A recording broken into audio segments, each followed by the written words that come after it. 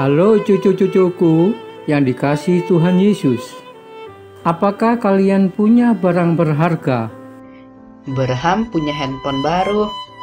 Wah, itu tidak seberapa. Jauh lebih berharga harta dalam kerajaan surga. Apa dan di mana itu, Opa? Bagaimana kita bisa tahu? Adalah orang yang mengetahui keberadaan harta tersebut. Oh ya, Berham baca letaknya di ladang dan orang itu menghargai harta terpendam itu secara benar. Tentu saja orang tersebut tidak akan pernah merasa tenang sebelum memiliki harta itu sendiri. Bagaimana caranya, Opa? Dengarkan hamba Tuhan yang sudah mengetahui posisi harta berharga itu menjelaskannya. Selamat pagi anak-anakku sekalian. Hari ini kita berjumpa kembali di dalam renungan berpetualangan dalam kerajaan Allah. Kita akan mendengar renungan, tetapi mari kita bersatu dalam doa terlebih dahulu ya. Ya Allah kami datang kepadamu untuk mendengarkan renungan firman Tuhan yang menjadi pelita bagi hidup kami. Kiranya Tuhan pimpin renungan ini agar anak-anak kami dapat bertumbuh dalam firman Tuhan. Dalam nama Yesus kami sudah berdoa. Amin. Nah anakku sekalian, tema kita hari ini adalah tentang harta. Harta yang sangat berharga diambil dari Matius 13 ayat 44. Anak-anakku, apakah kalian tahu tentang kerajaan surga itu? Bagaimana sih sebetulnya kita itu bisa membayangkan kerajaan surga? Ada bayangannya? Ada kita punya konsep tentang kerajaan surga itu? Nah, begini. Kerajaan surga itu dijelaskan oleh Tuhan Yesus, anak-anak. Bagaimana pada waktu itu ada seorang yang pergi ke satu tempat, lalu dia menggali satu ladang. Kemudian dia mulai menggali ladang itu, dan pada waktu semakin lama menggali, tiba-tiba tuk, cangkulnya mengenai satu bagian barang di bawah. Dan dia lihat barang itu. Apa itu? Rupanya dia menemukan satu harta yang terpendam di dalam satu tanah. Wow, harta karun. Dia melihat itu lalu dia senang bukan main. Kemudian dia mengambil dan membuka harta itu. Dan dia lihat begitu banyak sekali. Wow, diapakan ini harta ini? Tetapi kemudian dia berpikir, ladang ini bukan milikku, milik orang. Aku nggak boleh memiliki harta ini. Lalu dia kemudian masukkan lagi harta yang dia temukan itu. Lalu dia pergi meninggalkan tempat tadi. Lalu kemudian dia berpikir, bagaimana cara aku memiliki harta karun itu? Lalu dia kemudian menjual seluruh miliknya yang ada di rumah yang bisa dia gunakan uang hasil penjualan itu untuk membeli ladang tadi. Lalu dia membeli seluruh ladang itu, dan pada waktu dia sudah memiliki ladang itu anak-anak, kemudian dia merasa senang sekali dan dia membuka harta itu dan harta itu menjadi miliknya. Nah, anak-anakku sekalian, harta yang dimaksud di dalam ladang yang ditemukan itu adalah bagaikan ketika kita menemukan kerajaan surga, yakni harta yang paling berharga yang ada, yang kita miliki sebagai anak-anak Tuhan.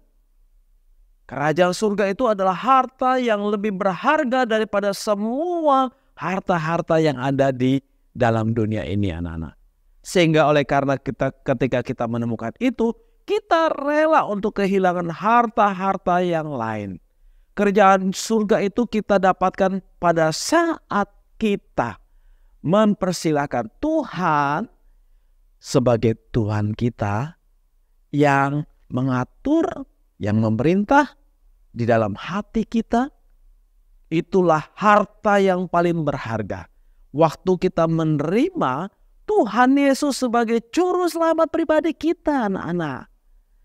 Harta kita yang lain boleh habis, boleh hilang, boleh tidak ada. Tetapi harta kita yang paling besar, yang paling bernilai itu adalah Tuhan Yesus. Tidak boleh hilang, tidak boleh kita lupakan di dalam hidup kita. Kalau kita memiliki Tuhan Yesus, kita tidak bisa menukarnya dengan uang atau dengan benda-benda yang mahal yang lainnya. Katakanlah kita memiliki boneka atau mainan yang paling mahal, lalu kita tukar dengan Tuhan. Kita mainkan boneka itu, kita sangat sayang dengan boneka itu, tetapi kita melupakan Tuhan dan tidak mau menyembah Tuhan. Atau harta-harta yang lain yang kita memilikinya. Anak-anakku, ada satu cerita tentang seorang yang menuliskan lagu Mengikut Yesus Keputusanku. Nah, Bapak pikir kalian pasti pernah dengar lagu itu, Mengikut Yesus Keputusanku, mengikut Yesus Keputusanku. Nah, anak-anakku, lagu itu bercerita tentang seorang pria yang hidup di India 150 tahun yang lalu. Lama bukan?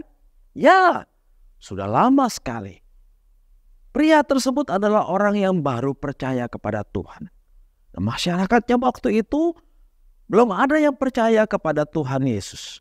Lalu mereka memaksa pria itu untuk menyangkal Tuhan Yesus, tidak percaya kepada Tuhan Yesus.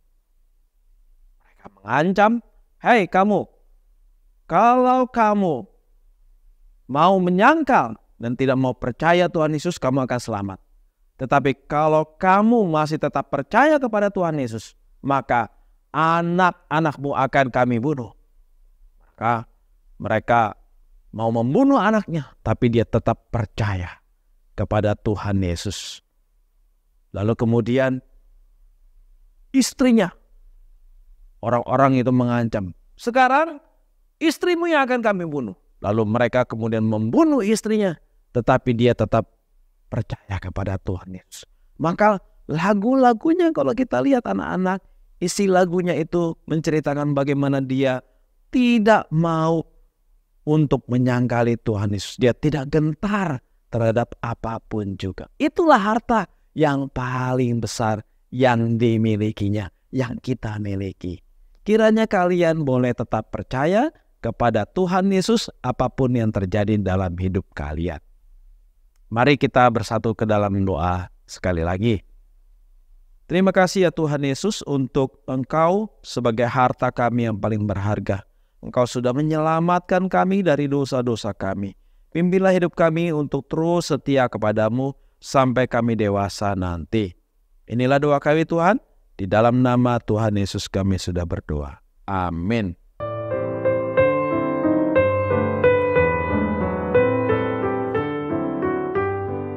Jadi, sebenarnya alasan kenapa seorang tidak menghargai Injil adalah karena mereka hanya melihat permukaan Injil saja, tidak mau berkorban atau menghadang bahaya.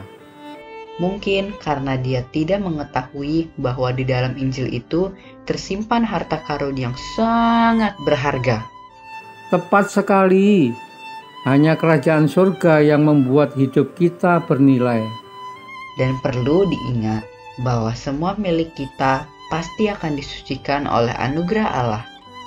Apakah anak-anak jadi lebih semangat? Lanjutkan, baca Alkitab yang besok sampai pada Matius 13 ayat 45 sampai 46. Bagaimana teman-teman? Yuk kita gali lagi supaya dapat memiliki harta yang sangat bernilai ini. Salam.